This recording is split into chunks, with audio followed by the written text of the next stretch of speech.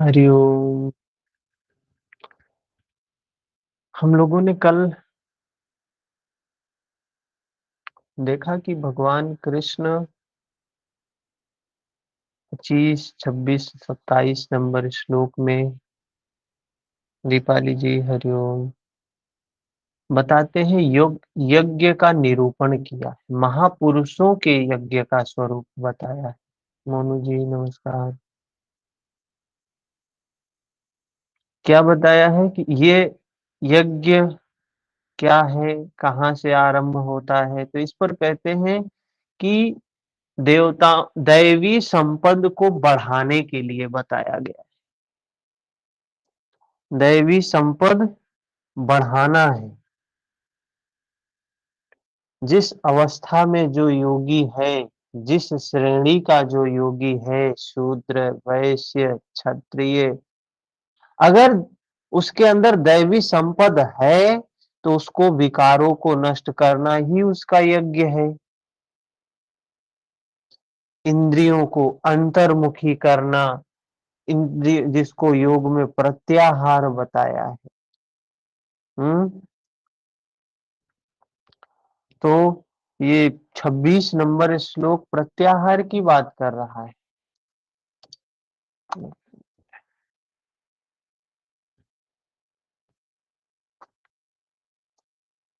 जिसमें बताते हैं इंद्रियों को संयमित करके संयम रूपी अग्नि में हवन करना है। संयम क्या है कल हमने तो देखा ही। लेखा जी हरिओम। अच्छा, एक चीज अच्छा देख रहे हैं कि जो गीता में चल रहा है वही कुछ न कुछ योग सूत्र से मिल रहा है हमारी पूरी क्लास में। मैं भी देख रही हूँ जो चर्चा वहां हो रही है, लगभग लगभग वही चर्चा यहाँ हो रही है। हाँ, तो विषय कहीं न कहीं से ये एक संयोग ही है। एक बड़ी संयोग की बात है कि 2 ग्रंथ हम पढ़ रहे हैं और दोनों में सेम बातें मिल रही हैं।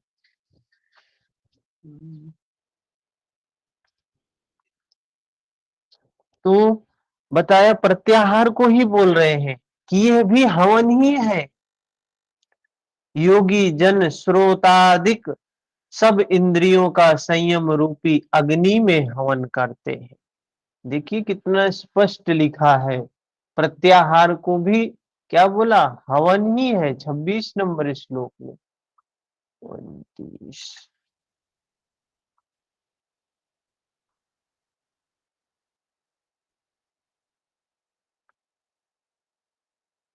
क्या बोल रहे हैं? अन्य योगी जन स्रोत आदि जो इंद्रियां हैं उनको संयम रूपी अग्नि, संयम क्या है? अग्नि है, इसमें हवन करते हैं।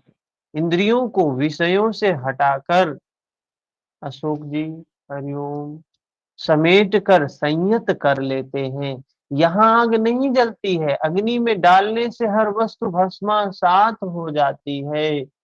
ठीक इसी प्रकार संयम भी एक अग्नि है, जहां पर इंद्रियों जो बहिर्मुखी है उनका वो स्वभाव नष्ट करने का काम किया जाता है। फिर उसके बाद 27 नंबर श्लोक में बताया, अभी तक योगेश्वर ने जिस यज्ञ की चर्चा की है उसमें उसमें क्रमशः दैवी संपत्ति को अर्जित किया जाता है। साधना जी हरिओम। तो जो ये यज्ञ बताया क्या है? 2 बातें होती हैं, या तो कहें अंधकार नहीं है या तो कहें प्रकाश नहीं है। अंधकार नहीं है मतलब प्रकाश है, या कहें प्रकाश है। तो या विकारों को नष्ट कर रहे हैं या ज्ञान को बढ़ा रहे हैं। ज्ञान बढ़ेगा, विकार नष्ट होंगे। विकार नष्ट होंगे तो ज्ञान बढ़ेगा, दोनों एक ही बात है, हैं? कुछ अलग नहीं है। तो क्या कह रहे हैं? योगेश्वर ने जिस यज्ञ की चर्चा की उसमें दैवी संपद को अर्जित किया जाता है। इंद्रियों की संपूर्ण चेष्टाओं को संयम किया जाता है। बलात् विषयोत्तेजक शब्दादिकों के टकराने पर भी उनका आशय बदलकर उनसे बचा जाता है। क्या होता है, अगर ऐसी स्थिति परिस्थिति आ भी गई तो उनका आशय बदल लेते हैं। अब कहीं जा रहे हैं, किसी कारण से छोटी सी दुर्घटना हो गई, हल्का सा चोट आ गया, तो हम उसमें एक तो दुखी हो सकते हैं, व्याकुल हो सकते हैं, एक आशय बदल सकते हैं कि चलो बहुत बड़ा कष्ट रहा होगा, भगवान ने थोड़े में ही निपटा दिया, थोड़ा सा ही कष्ट हुआ, हैं? हो सकता था ये एक्सीडेंट हुआ, इसमें व्यक्ति की जान भी जा सकती थी, पैर टूट भी सकता था, हाथ भी टूट सकता था, लेकिन टूटा नहीं, बस खरोच ही आया है। बहुत बड़ी कृपा है भगवान की। रेखा जी हरिओम। तो ऐसे आशय को बदल कर भी बचा जा सकता है। तो कह रहे हैं, इससे उन्नत अवस्था होने पर योगी जन संपूर्ण इंद्रियों की चेष्टाओं, प्राण के व्यापार को साक्षात्कार सहित ज्ञान से प्रकाशित परम आत्म स्थिति रूपी योगाग्नि में हवन करते हैं। तो संयम की ही बात कर रहे हैं, जो धारणा ध्यान समाधि चल रहा है। इसको इस क्या तरह है? से भी पतंजल सूत्र से भी जोड़ सकते हैं भैया, वितर्क बाधने प्रतिपक्ष भावनम। हाँ हाँ, बिल्कुल बिल्कुल। कितना अच्छा है, देखिए वहां बताया गया है कि वितर्क बाधने प्रतिपक्ष भावनम, उससे बचा जा सकता है वितर्कों से। हाँ, कौन सा श्लोक था, 27 नंबर ना? बिल्कुल, ये रेफरेंस में काम आते हैं। इसमें सूत्र में लिख देते हैं, वितर्क बाधने प्रतिपक्ष भावनम।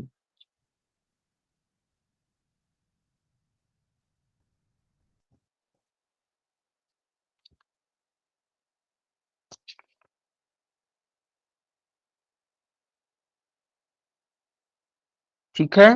इसके बाद 28 नंबर में बता रहे हैं, अनेक लोग यज्ञ करते हैं, द्रव्य यज्ञ, आत्म पथ में महापुरुषों की सेवा में पत्र पुष्प अर्पित करते हैं, वे समर्पण के साथ महापुरुषों की सेवा में द्रव्य लगाते हैं।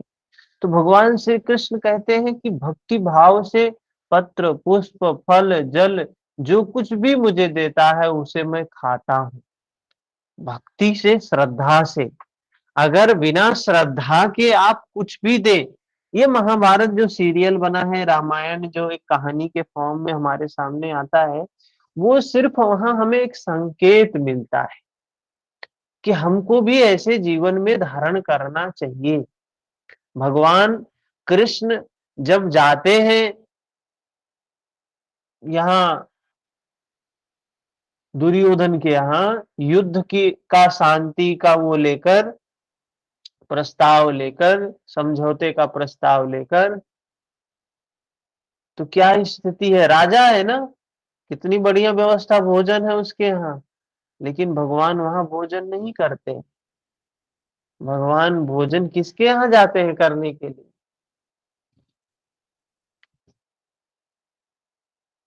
विदुर के यहाँ। विदुर के यहाँ जाते। विदुर के यहाँ भक्ति थी, भाव था, श्रद्धा थी, और वहां अहंकार था। तो देखिए, इससे हमको देखने को मिलता है कि हमारे पास धन से भगवान नहीं आए। भगवान ने ये नहीं देखा वहां क्या बना है, जो भी बनाया था उन्होंने, वो बड़ा प्रेम से उन्होंने खाया और उसमें ही उनको आनंद आया। भगवान को वस्तु महत्वपूर्ण नहीं है, क्या दे रहे हैं, कौन दे रहा है ये भी महत्वपूर्ण नहीं है, किस भाव से दे रहे हैं ये महत्वपूर्ण है।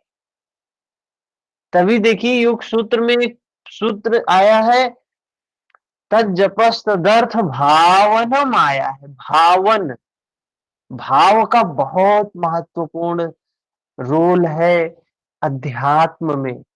हम सभी कितने लोग पूजा करते हैं ना, मैकेनिकल पूजा करते हैं। मतलब जैसे एक ड्यूटी है, बस हाजिरी लगाना है ना, भगवान के पास हाजिरी लगाना है, दीपक जलाना है, धूप बत्ती जलाना है ना, रोज जलाते हैं, आज भी जलाना है। कोई भाव नहीं है, सिर्फ एक काम करते हैं, आरती पढ़ रहे हैं लेकिन दिमाग तो कहीं और है, प्रार्थना कर रहे हैं तो और है। ये सब भाव शुद्धि का उपाय है और कुछ नहीं है। राम कृष्ण जी काली माँ हम्म, की पूजा करते थे। माँ हम्म, को तो भोजन लेके जाते थे और बड़े प्यार से खिलाते थे। माँ खाओ, जैसे हम्म, बच्चे को माँ को खिलाते वैसे खिलाया करते थे वो भावना ही थी उनकी। वो मूर्ति को मूर्ति समझते ही नहीं थे। वो समझते थे कि बिल्कुल। माँ मेरे सामने है और माँ को हम खिला रहे हैं। तो बताया ना, भावना जैसी तिह मूरत, देखी तिह तैसी, ऐसे कहा गया है गोस्वामी तुलसीदास जी ने, बाबा बोलते हैं रामचरितमानस में। जिसकी रही भावना जैसी, तिह मूरत देखी तिह तैसी। तो भावना बहुत महत्व है, भावना ही होती है जो हमें दिखाई देती है हमारी। भाव रूपी भीम मजबूत होना चाहिए। भाव करे, भाव से जो मुझे अर्पित करेगा वो कुछ भी खिलाएगा। मैं खाने मैं स्वीकार कर लेता। इसी प्रकार कई पुरुष तपो यज्ञा, स्वाधर्म पालन में इंद्रियों को तपाते हैं। स्वाधर्म पालन क्या है? क्षत्रिय का धर्म है, ब्राह्मण का धर्म है, वैश्य का धर्म है, शूद्र का धर्म है। क्या है ये साधक हैं, चारों ही साधक हैं। बस चारों ऊंची नीची अवस्था में हैं, कम योग्यता में हैं। शूद्र जिसके अंदर दैवी गुण बहुत अल्प मात्रा में है। वैश्य उससे अधिक मात्रा में उसके पास दैवी संपद है। क्षत्रिय उसके पास पर्याप्त मात्रा में दैवीय संपद है, वो अपने विकारों को नष्ट करने के योग्य है। यज्ञ का अगला चरण बताते हैं, क्या करना है? अपाने जुहति प्राणम, प्राणे पाना पानम तथा परे। अपान में प्राण का, प्राण में अपान का हवन करने की बात कह रहे हैं। मतलब सजग होने की बात वही है महर्षि पतंजलि के स्वरूप में। शब्दों में फेर हो सकता है, यथार्थता को कोई नहीं परिवर्तित कर सकता है। तो जो प्राण अपान कह रहे हैं, वही महर्षि पतंजलि कह रहे हैं बाह्य अभ्यंतर। अभ्यंतर बाहर जा रही है श्वास, भीतर आ रही है श्वास। तो ये भी कह रहे हैं वही प्राणापान गति रिद्ध्वा। उसके बाद उन्होंने अगला सूत्र बताया है, बाह्य अभ्यंतर विषयाक्षेपी। छेपी मतलब रुकना, गति रुद्धवा मतलब रुकना। प्राणापान दोनों की गति में अवरोध हो गया, यही कह रहे हैं प्राणायाम परायणा। महर्षि पतंजलि कह रहे हैं प्राणायाम है। तो प्राणायाम का कितना सुंदर वर्णन महर्षि पतंजलि कर रहे हैं, भगवान कृष्ण कर रहे हैं। हाँ? तो ये बात समझने वाली है ना। इस प्रकार से अगर गीता पढ़ेंगे, योग सूत्र पढ़ेंगे, तो बात तत्वतः समझ में आएगी। और भगवान कृष्ण ने इसी को आनापान बोल दिया। आनापान, क्या इसका वर्णन वेदों में नहीं मिलता? वेदों में भी मिलता है, उपनिषदों में भी मिलता है। इसके बाद 30 नंबर श्लोक क्या कहते हैं? दूसरे नियमित आहार करने वाले प्राण को प्राण में ही हवन करते हैं। मतलब प्राण को प्राण में, अपान को अपान में हवन करते हैं। वही शब्दों को सहारा ले लिया, सहारा ले लिया, श्वास ओम, आई तो ओम, गई तो ओम। ये सहारा छूट जाता है। ये सहारा कोई लेके कितना दिन तक चलेगा? बैसाख बच्चा जैसे चलना सीखता है तो कितने दिन तक वो सहारे से चलता है? कुछ दिनों तक। और ये उस बच्चे कुछ बच्चे तो ऐसे होते हैं जिनको सहारे की जरूरत नहीं पड़ती है। बस 1-2 दिन खड़े हुए, बस चलना शुरू कर दिए धीरे-धीरे। तो ये सहारा है, ये छूटेगा, क्योंकि सबके लिए नहीं है ये, कुछ लोगों के लिए होता है। 1 नंबर श्लोक में कुरुश्रेष्ठ अर्जुन से भगवान कृष्ण कहते हैं, यज्ञ शिष्टामृत भुजो, यज्ञ जिसकी सृष्टि करता है, जिसे अवशेष छोड़ता है, वही अमृत है। उसकी प्रत्यक्ष जानकारी ही ज्ञान है। उस ज्ञानामृत को भोगने अर्थात प्राप्त करने वाले योगी जन यान्ति ब्रह्म सनातनम, शाश्वत सनातन ब्रह्म को प्राप्त होते हैं। यज्ञ कोई ऐसी वस्तु है जो पूर्ण होते ही सनातन पर ब्रह्म में प्रवेश दिला देती है। यज्ञ ना करे तो आपत्ति क्या है? श्री कृष्ण कहते हैं कि यज्ञ रहित पुरुष को पुनः यह मनुष्य लोक, मानव शरीर भी दुर्लभ सुलभ नहीं है। मतलब जो यज्ञ नहीं करेगा, मतलब जो अपने विकारों को नहीं नष्ट करेगा, जो अपने अंदर दैवी संपद को नहीं बढ़ाएगा, उसको ये मनुष्य शरीर दोबारा मिलना दुर्लभ है। बड़े भाग्य मानुष तन पावा, बहुत भाग्य से ये मनुष्य का शरीर मिलता है। भगवान कृष्ण उपदेश दे रहे हैं, व्यर्थ मत गंवाओ इसको। जिस काम के लिए मिला है उस काम को करो, नहीं तो फिर यहां से जाने के बाद पशु पक्षी कीट पतंग, कीड़े मकोड़े, पेड़ पौधे, जीव जंतु ऐसे ही तिर्यक योनियां प्राप्त होंगी।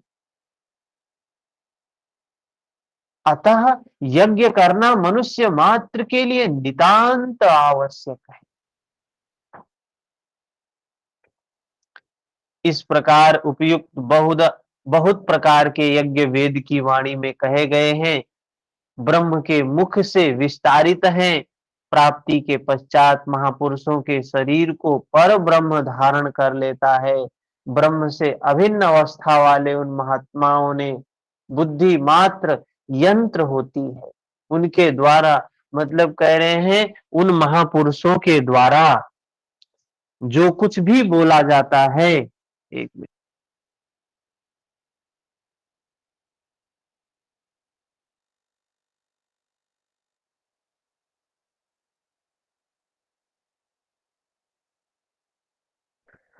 महापुरुषों के प्राप्ति के उपरांत उनके मुख से जो कुछ निकलता है वो ब्रह्म के निर्देशन से ही निकलता है। ऐसे महापुरुष जो कुछ बोलते हैं वे कहीं से पढ़कर नहीं बोलते हैं, प्राप्ति हो गई ना। जैसे जैसे इसमें मोबाइल में या टेप रिकॉर्डर में चिप लगता है तभी वो बोलता है ना, ऐसे ही वे महापुरुष भगवान के वो हो जाते हैं, यंत्र मात्र हो जाते हैं, यंत्र मात्र हो जाते हैं। वाणी तो उनके मुख से निकल रही है लेकिन बोलने वाला कोई और ही है, वो नहीं कुछ कह रहे हैं। कबीर दास जी मामूली दोहे बोले हैं और खुद भी कह रहे हैं, कागज कलम गयो नहीं हाथ, मसी कलम गयो नहीं हाथ। कभी उनके हाथ में स्कूल नहीं गए, कभी पढ़ाई नहीं की,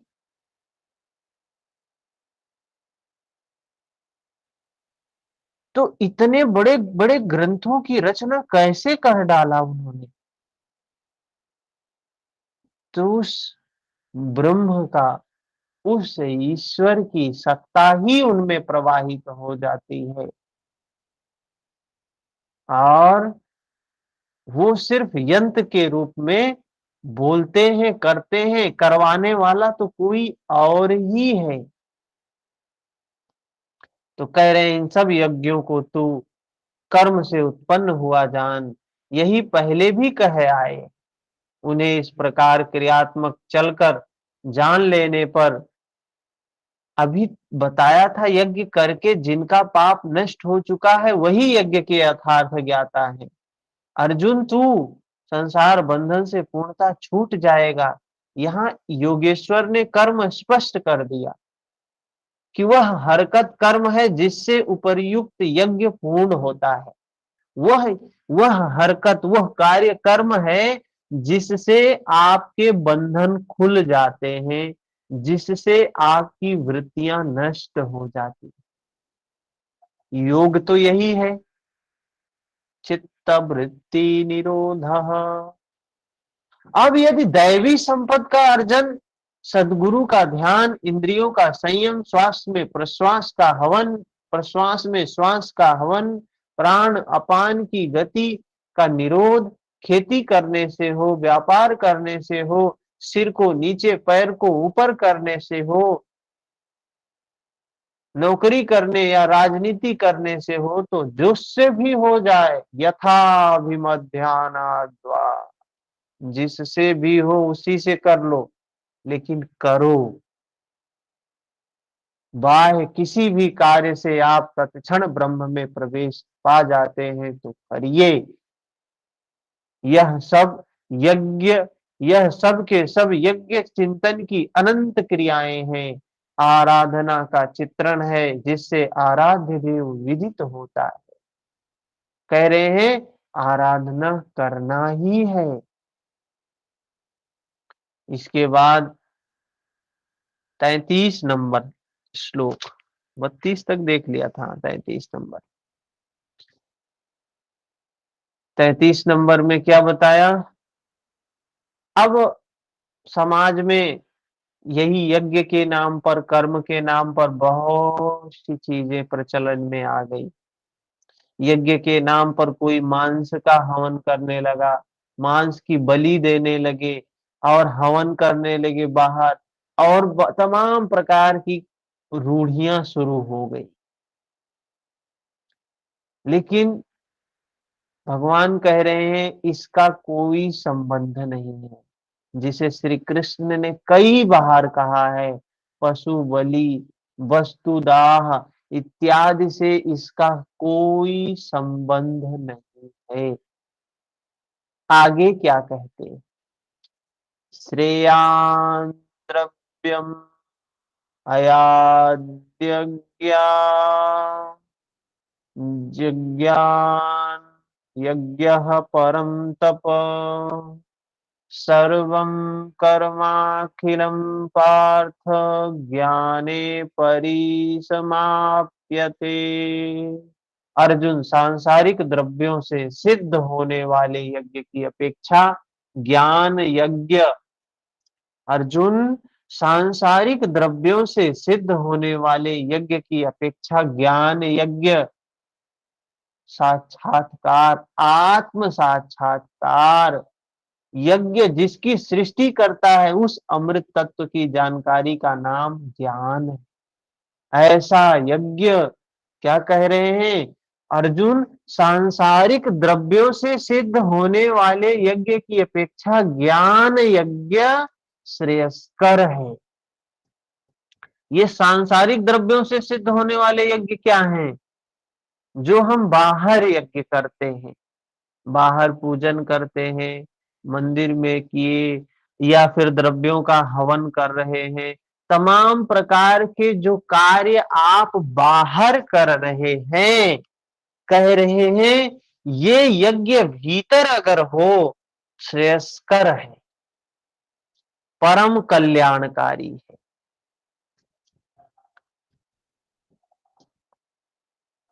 हे पार्थ, संपूर्ण कर्म ज्ञान में शेष हो जाते, परिसमाप्यते, भली प्रकार समाहित हो जाते हैं। ज्ञान यज्ञ की पराकाष्ठा है, उसके पश्चात कर्म किए जाने से कोई लाभ नहीं है। कह रहे हैं उस यज्ञ की पूर्णति क्या होती है कि उस समय कोई कर्म करेंगे उससे आपको लाभ भी नहीं होगा, कोई कर्म न छोड़ देंगे उससे कोई हानि भी नहीं होगी। न करने से लाभ, न छोड़ने से हानि, दोनों चीज की अवस्था आ जाती है। उसके पश्चात कोई लाभ कोई हानि नहीं है, महापुरुष की कोई क्षति नहीं होती है। इस प्रकार भौतिक द्रव्यों से होने वाले यज्ञ भी यज्ञ हैं, किंतु उस यज्ञ की तुलना में जिसका परिणाम साक्षात्कार है, उस ज्ञान यज्ञ की अपेक्षा अत्यंत अल्प है। कह रहे हैं वो यज्ञ यज्ञ है, लेकिन उसका परिणाम बहुत अल्प है। जितना पूंजी लगाकर वो यज्ञ किया जाता है उसका परिणाम उतना नहीं आता है जितना अंदर में आएगा। कोई पूंजी नहीं लगी, अंदर में जो यज्ञ किया आपने, प्राण का अपान में, अपान का प्राण में, कह रहे इस यज्ञ का बहुत बड़ा लाभ मिलता है। आप करोड़ों हवन करें, सैकड़ों यज्ञ वेदी बना लें, सतपथ पर द्रव्य लगाएं, साधु संत महापुरुषों की सेवा में द्रव्य लगावें, किंतु इस ज्ञान यज्ञ की अपेक्षा अत्यंत अल्प है। वस्तुतः यज्ञ श्वास प्रश्वास का है, इंद्रियों के संयम का है, मन के निरोध का है। जैसा श्री कृष्ण अभी बताए हैं, इस यज्ञ को प्राप्त कहां से किया जाए, उसकी विधि कहां से सीखे? मंदिरों से, मस्जिदों से, गिरजाघरों में मिलेगा क्या? या पुस्तकों में मिलेगा, तीर्थ यात्राओं में मिलेगा, या स्नान करने से मिलेगा? श्री कृष्ण कहते हैं नहीं, कहीं नहीं मिलेगा यहाँ। उसका तो एक ही स्रोत है। क्या है? उस अंतर यज्ञ का स्रोत क्या है? बाहर हम यज्ञ करते हैं तो किसको ढूंढते हैं? बाहर यज्ञ करवाना होता तो किसको ढूंढते हैं? मंदिर जाते हैं या पंडित जी के घर जाते हैं। पंडित जी हमारे यहाँ यज्ञ होना है, हवन होना है, हवि होना है, बुला के ले आते हैं। और ऐसे ऐसे हमने तो पंडित जी को देखा है कि शराब पी के आके जो है यज्ञ करवा रहे हैं। ऐसे लोग भी हैं। कोई श्रद्धा नहीं है, कोई विश्वास नहीं है, कोई सदाचरण नहीं है, यम नियम नहीं है, धर्म का काम करवा रहे। ऐसे कर्मकांडी से किस यजमान का भला होने वाला है? जो थोड़ा बहुत भला होना भी है वो अनिष्ट ही हो जाएगा, क्योंकि सद्वृत्त नहीं है ना। तो भगवान कृष्ण कह रहे हैं बाहर कहीं नहीं मिलेगा आपको, उसका तो एक ही स्रोत है। वह स्रोत है तत्वदर्शी महापुरुष। महापुरुष ही कोई वह मार्ग बता सकता है जिसने देखा हो। भगवान बुद्ध ने देखा तो दुनिया को बताया, महावीर ने देखा दुनिया को बताया, कबीर ने देखा दुनिया को बताया, महर्षि पतंजलि ने देखा तो दुनिया को बताया किस मार्ग पे चलो। लेकिन आप सोचो कितने मनुष्य हैं, सब प्यासे हैं, सब दुखों से पीड़ित हैं, सब मुक्ति चाहते हैं, लेकिन भगवान कृष्ण के बताए मार्ग पर कितने लोग चल रहे हैं। किसी मंदिर में चले जाइए। एक दिन पिछले संडे को मैं हम लोग सोचे चलो आज कहीं टहल के आते हैं, तो चले गए बाबा विश्वनाथ मंदिर की तरफ। उधर मैं रहा था, 2 साल वहां रहा था उसके बगल में ही। तो मैं गया, देखा पूरा इतनी लंबी लाइन, 3-4 गेट है, सब पे एकदम लंबी लंबी लाइन लगी थी। मैंने कहा सब मुक्ति के चाह में, थोड़ा सा दुख कम हो जाएगा इसके चाह में आए। सब लाइन में खड़े हैं, मुक्ति की चाह में है और दुख भोग रहे हैं, खड़े हैं एकदम पसीने से लथपथ। अगर एक चीज और जानी, कोई मुक्ति के मार्ग में चल रहा है ना, मुक्ति के मार्ग में कोई चल रहा है, सच में कोई चल रहा है, तो कोई दूसरा चलने के लिए आ जाएगा ना, उसको तुरंत अंदर कर लेगा, बुला लेगा। मना नहीं कर सकता है, मना नहीं कर सकता। अगर धर्म का काम कर रहे हैं आप, अपने मन को निर्मल करने का काम कर रहे हैं, कोई आएगा तो आप उसको तुरंत स्वीकार कर लोगे, मैत्री के साथ, करुणा के साथ। मैं देख रहा था, कोई व्यक्ति अपने आगे किसी को खड़ा नहीं होने दे रहा, लाइन में लगे हैं। अगर कोई व्यक्ति कहीं घुस गया बीच में, तो पीछे वाले चिल्लाना शुरू कर दिए। क्या धर्म है सोचिए, एक व्यक्ति को प्रवेश नहीं दे सकते। धर्म है क्या ये? ये हम धर्म होती तो दुनिया कभी धार्मिक हो गई रहती सर। अगर इससे धर्म होता तो दुनिया कब की धार्मिक हो गई होती, सारे लोगों के दुख कब के मिट गए होते। और इतना चिल्लाहट हो रहा है, लाइन में खड़े हैं, धक्का मुक्की ये वो। बाहर क्या है, क्या देखने जा रहे हैं बाहर? अंदर में जो शिव है, ये काया जो काशी है, उस काशी में उस शिव का दर्शन करो ना। और भगवान शिव ने शिव संहिता में स्वयं कहा है, वरुणा से 80 के मध्य में वाराणसी है, जिसके मध्य में मैं विराजमान। जिन जिन लोगों ने शिव संहिता पढ़ा था, उन्होंने देखा है ये श्लोक। और आगे पढ़ेंगे तो देखेंगे कि कैसे बता रहे, ये काया ही अपनी काशी है। और वरुणा और 80 दो नदियां हैं। वरुणा क्या है? ये सूर्य। 80 क्या है? ये चंद्र। इन दोनों के मध्य में मैं शिव विश्वनाथ के रूप में प्रतिष्ठित हूं। यही तो बताया है वहां पर। हम अपने शिव को छोड़कर बाहर शिव की खोज में दौड़ रहे हैं, धन व्यर्थ कर रहे हैं, समय व्यर्थ कर रहे हैं, और प्राप्त क्या कर रहे हैं? द्वेष और दुर्भावना। बहरहाल भीड़ थी, हम तो नहीं गए अंदर।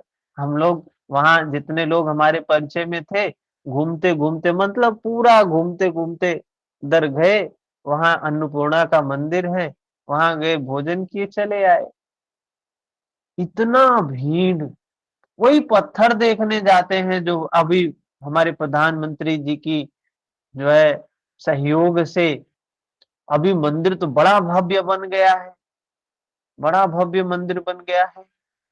तो लोग वही पत्थर देखने जाते हैं, कैसा बना है? अरे बहुत अच्छा बना है, बहुत अच्छा बना है, एकदम बन गया है। जाओ और निकलो तो कुछ अंतर होना चाहिए ना। देखो जब अंदर कहीं मंदिर में जाओ और निकलो तो देखो कुछ विकार गया कि नहीं गया, कोई विकार निकला कि नहीं निकला। वैसे ही जैसे अंदर गए वैसे बाहर है, मतलब कुछ है ही नहीं वहां, धोखा ही धोखा है। वहां अरे जाके अपने, तो चित्त और उद्विग्न हो जाता है सर, लोगों का देखते हैं। हाँ, हो जाता है। अब अगर मैं कहता हूँ 10 मिनट के लिए अंदर जाओ, 10 मिनट के लिए अपने चित्त के अंदर जाओ, भीतर जाओ। अरे 10 मिनट के लिए श्वास को देख लो, जैसे भगवान कृष्ण कह रहे हैं, जैसे भगवान बुद्ध कह रहे हैं, जैसे महर्षि पतंजलि कह रहे हैं। 10 मिनट के लिए श्वास को देखो, देख लेना क्या इफेक्ट आता है। देखोगे पूरा चित्त शांत, 10 ही मिनट में चित्त शांत हो गया, मन शांत हो गया। जैसे लगता है हाँ विकार कम हुए हैं, चाहे एक ही विकार कम हुआ है लेकिन कम हुआ है। तो करोगे तो कम होगा ना। चलना शुरू करोगे, एक कदम चलोगे तो एक कदम का लाभ मिलेगा, 10 कदम को चलोगे तो 10 कदम का लाभ मिलेगा। बाहर भ्रमण करने से क्या मिलेगा? कस्तूरी कुंडल बसे मृग ढूंढे वन माही। हम बाहर वन में खोज रहे हैं और वो कस्तूरी हमारी नाभि में हमारे अंदर ही है। वो ईश्वर हमारे भीतर ही है। पहले हम विकार जो है उनको समाप्त करें, फिर वो ईश्वर दिखाई देगा। हम विकारों को हटाना चाहते नहीं है, बस यही चाहते हैं ईश्वर को दर्शन मिल जाए, ईश्वर का दर्शन मिल जाए, ईश्वर का दर्शन मिल जाए। और ईश्वर कह रहा है, भगवान कृष्ण कह रहे, महर्षि पतंजलि कह रहे, तृष्णा को हटाओ, तृष्णा को समाप्त करो। तृष्णा ही बाधा है। और हम भगवान के पास जा रहे, भगवान नौकरी लगा दो, प्रमोशन दिला दो, शादी करवा दो, ये करवा दो, वो करवा दो।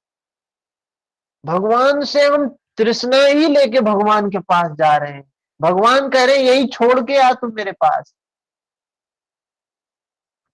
भगवान कह रहे यही छोड़ के आ, तृष्णा छोड़ के आ।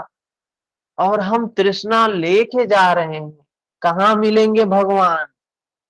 तृष्णा छोड़ के, विकारों को छोड़ के जब मंदिर में भी जाओगे तो भगवान मिल जाएंगे। ऐसा नहीं, भगवान भगवान तो कण कण में है, लेकिन ये विकार हमें भगवान को नहीं देखने देते हैं। ये विकार हमें भगवान को देखने से रोकते हैं। ठीक है ना? तो इस प्रकार अर्जुन तू तत्वदर्शी महापुरुष के पास जाकर भली प्रकार प्रणत हो, दंडवत हो, प्रणाम करके अहंकार का त्याग करके शरण हो। भगवान अर्जुन से कह रहे हैं ये ज्ञान योग की बात तुझे तत्वदर्शी समझाएगा। अरे भगवान कृष्ण तो तत्वदर्शी ही तो थे। कह रहे हैं प्रणाम कर, दंडवत हो, अहंकार का त्याग कर, मतलब विकारों को नष्ट कर। पहले भली प्रकार सेवा करके निष्कपट भाव से प्रश्न करके तू उस ज्ञान को जान। वे तत्व को जानने वाले ज्ञानी जन तेरे लिए उस ज्ञान का उपदेश करेंगे, साधना पथ पर चलाएंगे। समर्पित भाव से सेवा करने के उपरांत ही इस ज्ञान को सीखने की क्षमता आती है। तत्वदर्शी महापुरुष परम तत्व परमात्मा का प्रत्यक्ष दिग्दर्शन करने वाले हैं।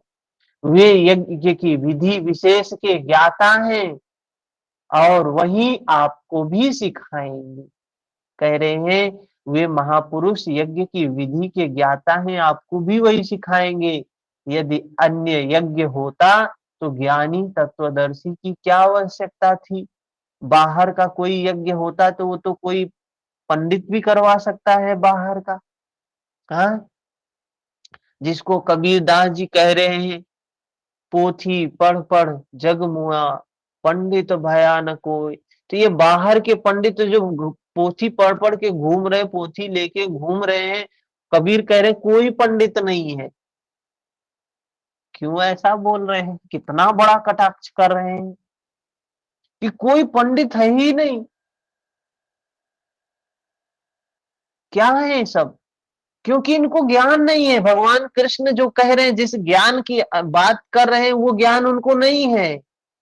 शब्दों का ज्ञान है, शब्दों से खेल खेल रहे हैं। क्या होने वाला है? अगर बाहर का कोई ज्ञान होता तो तत्वदर्शी की क्या आवश्यकता थी? अर्जुन को भगवान कृष्ण तत्वदर्शी के पास भेज रहे। स्वयं भगवान के सामने ही तो अर्जुन खड़ा था। भगवान उसे तत्वदर्शी के पास क्यों भेजते हैं? अरे तत्वदर्शी, महान तत्वदर्शी स्वयं भगवान खड़े हैं सामने और भगवान कह रहे तत्वदर्शी के पास जाओ। वस्तुतः श्री कृष्ण एक योगी थे। उनका आशय है कि आज तो अर्जुन, आज अनुरागी अर्जुन मेरे समक्ष उपस्थित है। भविष्य में अनुरागियों को कहीं भ्रम ना हो जाए कि श्री कृष्ण तो चले गए, अब किसकी शरण में जाएं। भगवान कहते कि मेरी शरण में आ, मैं तुझे सिखा रहा हूं, मैं तुझे बता रहा हूं। तो भविष्य में जो तत्वदर्शी आए उनके पास कोई नहीं जाता। वो लोग कहते भगवान ने जो कहा है वैसे करेंगे, जो किया है वही करेंगे। आज भी वही लोग कर रहे हैं, जिनको करना है वही कर रहे हैं। लेकिन भगवान क्या बताए कि तत्वदर्शी महापुरुष के पास गया। जानते हैं, तत्वदर्शी महापुरुष के नाम पर उनके पास आज भीड़ होती है। क्यों होती? कि इन्होंने तत्व को देखा है, सत्य को देखा है इन्होंने।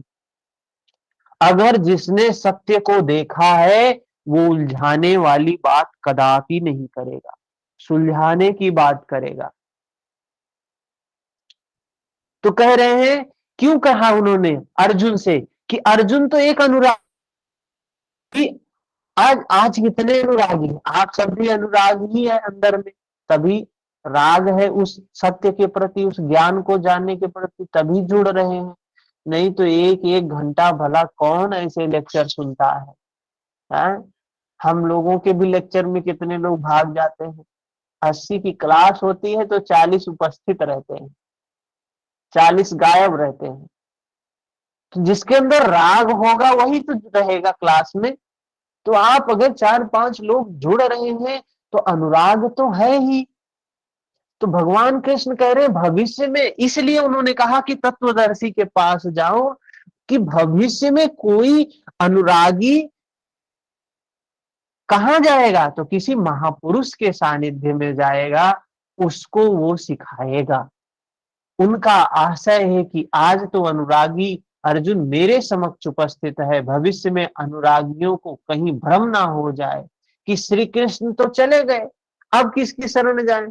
तो इसलिए उन्होंने स्पष्ट किया किसकी शरण जाना है? तत्वदर्शी के पास जाओ। जो तत्वदर्शी होगा वो हमारा ही प्रतिनिधि होगा, हमारे ही स्वरूप का होगा। जैसे मैं ईश्वर हूं, वो तत्वदर्शी भी ईश्वर होगा। वे ज्ञानी जन तुझे उपदेश करेंगे। ठीक है, फिर बताते हैं 35 नंबर श्लोक में, और यज्ञात्वा न पुनर्मोहमेवं यास्यसि पांडव येन भूतान्यशेषेण द्रक्ष्यस्यात्मन्यथो मयि। उस ज्ञान को, उस ज्ञान को उनके द्वारा समझकर तू इस प्रकार फिर कभी मोह को प्राप्त नहीं होगा। मोह सकल व्याधिन कर मूला। कह रहे हैं उन तत्वदर्शियों के द्वारा तुझे मार्ग दिखाया जाएगा, उस ज्ञान को उनके द्वारा तू समझ लेगा। तू इस प्रकार फिर कभी मोह में नहीं पड़ेगा जैसे आज मोह में पड़ा हुआ है।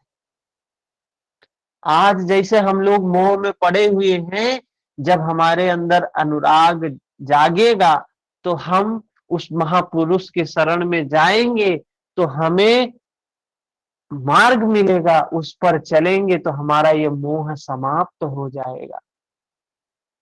उनसे दी गई जानकारी के द्वारा उस पर चलते हुए तू अपनी आत्मा के अंतर्गत संपूर्ण भूतों को देखेगा। बात आई ना देखने की, आ गई बात देखने की।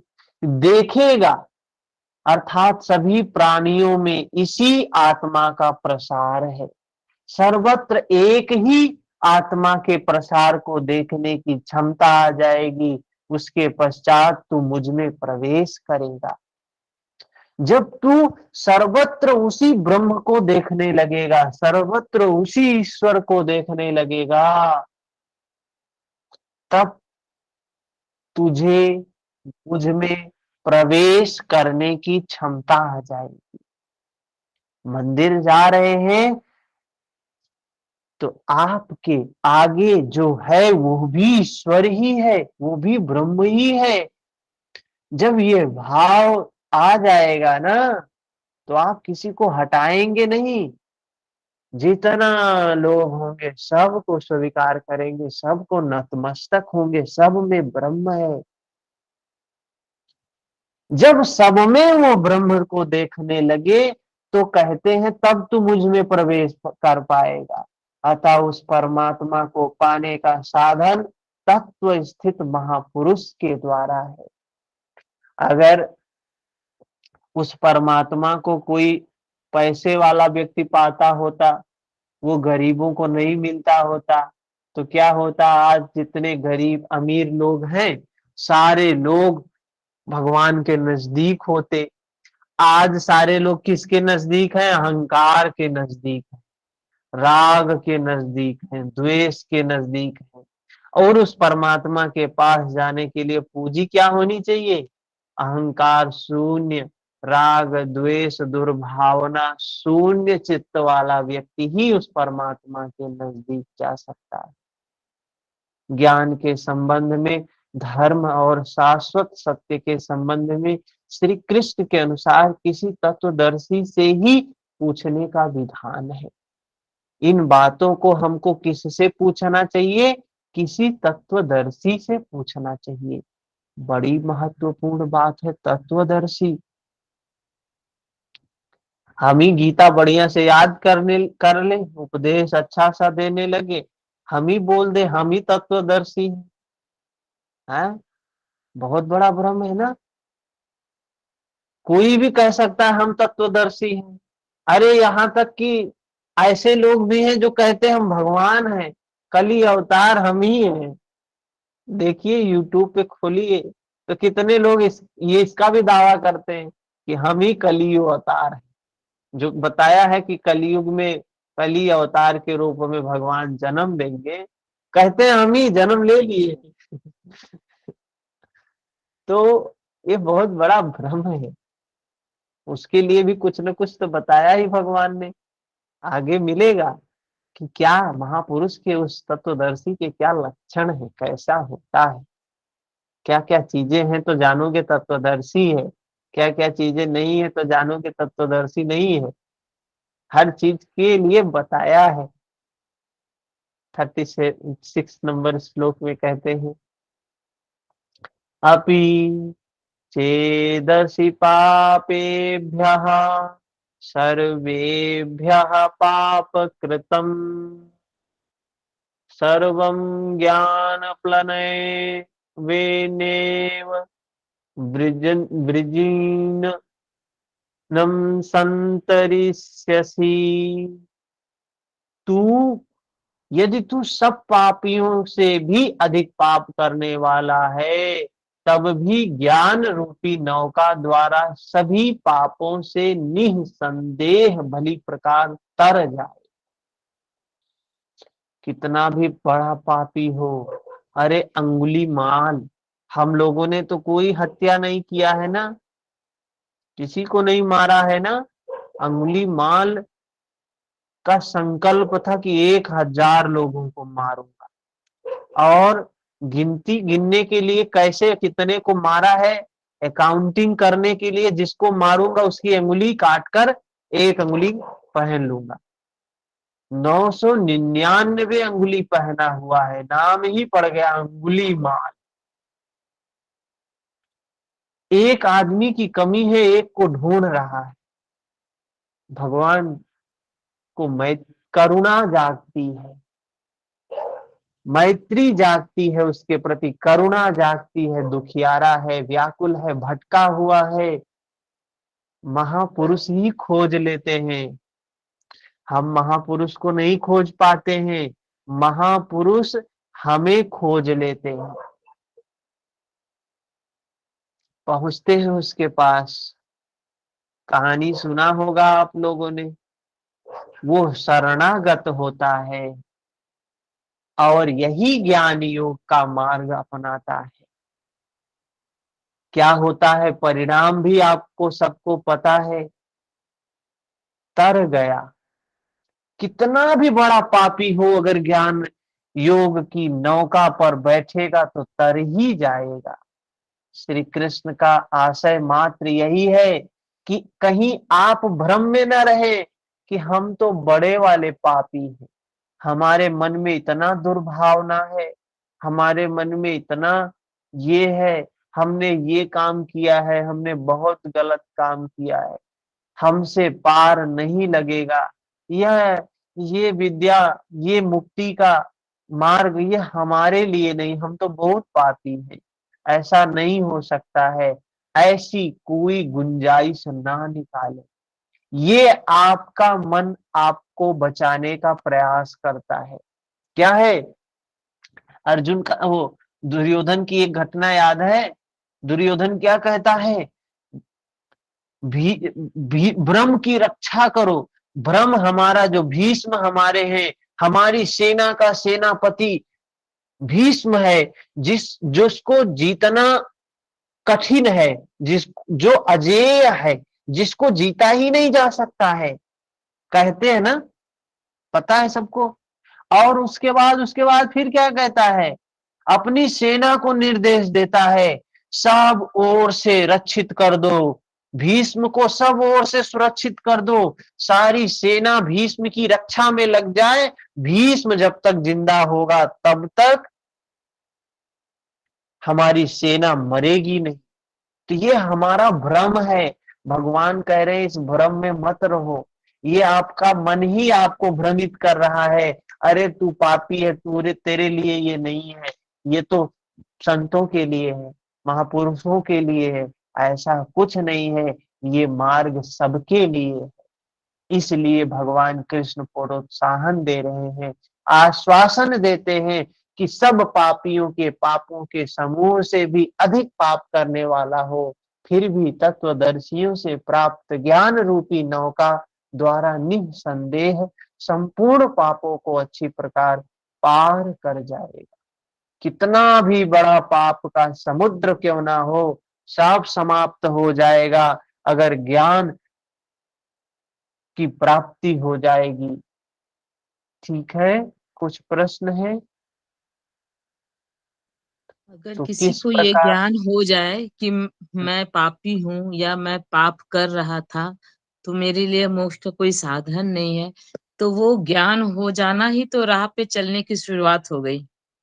बिल्कुल बिल्कुल। वो तो शुरुआत हो ही ये गई। अब तो पहला कदम उसने रख ही दिया कि मुझे, हाँ मैं पापी हूँ, मैंने बहुत पाप किया, अब मुझे नहीं करना है। बस हाँ हाँ, शुरुआत हो गई उसकी। बोध हो जाना बड़ी बात है ना, कि यही बोध हो गया कि हम हमारे अंदर अंधकार है, इतना पता चलना बहुत बड़ी बात है। बहुत बड़ी बात है। हम्म, आगे चले 37 नंबर श्लोक। यथैंधांसि समिद्धो अग्निर्भस्मसात् कुरुते अर्जुन, ज्ञानाग्निः सर्वकर्माणि भस्मसात् कुरुते तथा। अर्जुन, जिस प्रकार प्रज्वलित अग्नि ईंधन को भस्म कर देती है, ठीक उसी प्रकार ज्ञान रूपी अग्नि संपूर्ण कर्मों को भस्म कर देती है। ज्ञान, यह ज्ञान की प्रवेशिका नहीं, यहां से यज्ञ में प्रवेश मिलता है। क्या कह रहे हैं? जिस प्रकार अग्नि अग्नि जल रही है, ईंधन उसमें जितना डालोगे भस्म होता जाएगा, ठीक उसी प्रकार ज्ञान रूपी अग्नि संपूर्ण कर्मों को भस्म कर देती। यह ज्ञान की प्रवेशिका नहीं है जहां से यज्ञ में प्रवेश मिलता है, वरन यह ज्ञान अर्थात साक्षात्कार की पराकाष्ठा का चित्रण है, जिसमें पहले विजातीय कर्म भस्म होते हैं। विजातीय कर्म मतलब क्लिष्ट कर्म, राग, द्वेष, मोह, लोभ, क्रोध, अविद्या, अस्मिता, हाँ, ये सब विकार सबसे पहले नष्ट होते हैं। फिर प्राप्ति के साथ चिंतन कर्म भी उसी में विलय हो जाते हैं। जैसे महर्षि पतंजलि ने बताया, क्लिष्ट अक्लिष्ट दो वृत्तियां हैं। पहले क्लिष्ट वृत्तियां हम क्या करते हैं? पहले आक्लिष्ट को बढ़ाते हैं। तो यही कॉन्सेप्ट आयुर्वेद में भी चलता है। अभी हमारी जो मैम है, उन्होंने वो करवा रहे हैं विरेचन। विरेचन एक क्रिया होती है पंचकर्म में शुद्धि क्रिया होती है। जैसे हम लोगों के यहाँ संघ प्रक्षालन होता है, वैसे आयुर्वेद में विरेचन होता है। तो मेरा शुरू किया है मैडम ने अभी 2 दिन से। तो उसमें क्या होता है, पहले अग्नि को बढ़ाना होता है। 3-4 दिनों तक पहले अग्नि को बढ़ाते हैं, कुछ दवाएं देते हैं जिससे हमारे शरीर की अग्नि बढ़ती है। ऐसे योग में क्या है, पहले अपने सद्गुणों को बढ़ाना है, क्योंकि ये सद्गुण ही तो दुर्गुणों को मारेंगे। मोनू जी। गुरु जी प्रणाम। जी बताइए। गुरु जी उसमें पहले घी पिलाया जाता है, वो औषधियों का घी होता है, वो पिलाया होगा आपको पहले तो। वो 3-4 दिन बाद, अभी परसों से शुरू होगा वो। अच्छा, परसों से शुरू होगा वो। उससे पहले कुछ पाचक औषधियाँ दी होंगी। हाँ, दीपन पाचन बोलते हैं, उसमें हाँ जी, हाँ जी, अग्नि को दीपन पाचन। प्रज्वलित किया जाता है। हाँ, हाँ जी, हाँ जी। तो क्या है कि हमको दुर्गुणों को नष्ट करना है। दुर्गुण को नष्ट कौन करेगा, तो ये सद्गुण ही नष्ट करेंगे। तो सबसे पहले क्या बताया, सद्गुणों को बढ़ाना है, अपने अंदर सद्गुण को बढ़ाना है। तो और जब सद्गुण बढ़ जाएंगे तो यही दुर्गुणों को मारेंगे, इनको नष्ट करेंगे। फिर दुर्गुण नष्ट हो गए तो क्या सद्गुण रहेंगे? हैं? सद्गुण भी समाप्त होंगे।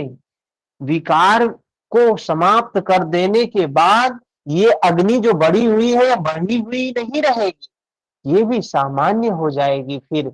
तो कह रहे हैं यहाँ जहां से यज्ञ में प्रवेश मिलता है, वरन यह ज्ञान साक्षात्कार की पराकाष्ठा है, जिसमें पहले विजातीय कर्म भस्म होते हैं, फिर प्राप्ति के साथ चिंतन कर्म भी उसी में विलय हो जाते हैं। जिसे पाना था पा लिया, अब आगे चिंतन कर किसे ढूंढे। ऐसा साक्षात्कार वाला ज्ञानी संपूर्ण शुभ अशुभ कर्मों का अंत कर लेगा। वह साक्षात्कार होगा कहाँ, बाहर अथवा भीतर, कहाँ होगा? इस पर भगवान कृष्ण आगे कहते हैं, क्या कह रहे हैं? नहि ज्ञानेन सदृशं पवित्रमिह विद्यते, तत्स्वयं योग संसिद्धिः कालेनात्मनि विन्दति। इस संसार में ज्ञान के समान पवित्र करने वाला निसंदेह कुछ भी नहीं। कह रहे हैं जैसे सर्फ एक्सल का उसका आता है ना एडवर्टाइजमेंट, कि इसके बराबर कुछ है ही नहीं साफ करने के मामले में। ऐसे ही भगवान कह रहे हैं कि ज्ञान के समान पवित्र करने वाला निसंदेह कुछ भी है ही नहीं। ज्ञान ही एक मार्ग है जिससे हम अपने विकारों को नष्ट कर सकते हैं। महर्षि पतंजलि क्या कहते हैं? उन्होंने कहा ना, एक तत्व अभ्यास, उस एक तत्व का अभ्यास करना है। यही है एक तत्व जिससे हमारे विकार नष्ट होंगे। इसको पुष्ट करोगे, वो नष्ट होते चले जाएंगे। इस ज्ञान को तू स्वयं योग की परिपक्व अवस्था में अपनी आत्मा के अंतर्गत हृदय देश में ही अनुभव करेगा। देखिए आई बात ना, कि इस ज्ञान अर्थात साक्षात्कार को कोई दूसरा नहीं अनुभव करेगा।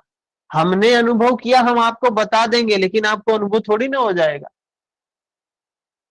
कह रहे हैं योग की परिपक्व अवस्था में, मतलब यम नियम आसन प्राणायाम ये सब धारण करने के बाद ये अपनी आत्मा के अंतर्गत हृदय देश में ही अनुभव करेगा, बाहर कहीं अनुभव नहीं होगा। इस ज्ञान के लिए कौन सी योग्यता अपेक्षित है? कौन सी योग्यता चाहिए इस ज्ञान को प्राप्त करने के लिए? योगेश्वर भगवान श्री कृष्ण के शब्दों में सबने सुना है, इसको बोलते भी हैं, श्रद्धावान लभते ज्ञान। श्रद्धावान व्यक्ति ही ज्ञान प्राप्त कर सकता है। ठीक है, समय हो गया है, कल इससे आगे चर्चा करेंगे। कोई प्रश्न है तो बताएं। सर मैं एक प्रश्न पूछना चाह रही हूँ। बिल्कुल। ज्ञान, कर्म और भक्ति तीनों मार्ग से भगवान को प्राप्त कर सकते हैं। इन तीनों को जरा सा स्पष्ट कर दें, कैसे? बिल्कुल। समझ नहीं। ज्ञान, कर्म और भक्ति, पहली बात तो ये है, तीनों साथ में रहती है।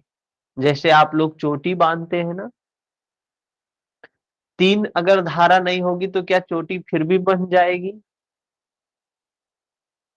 दीपक जलता है ना, तो उसमें दीपक में घी होता है,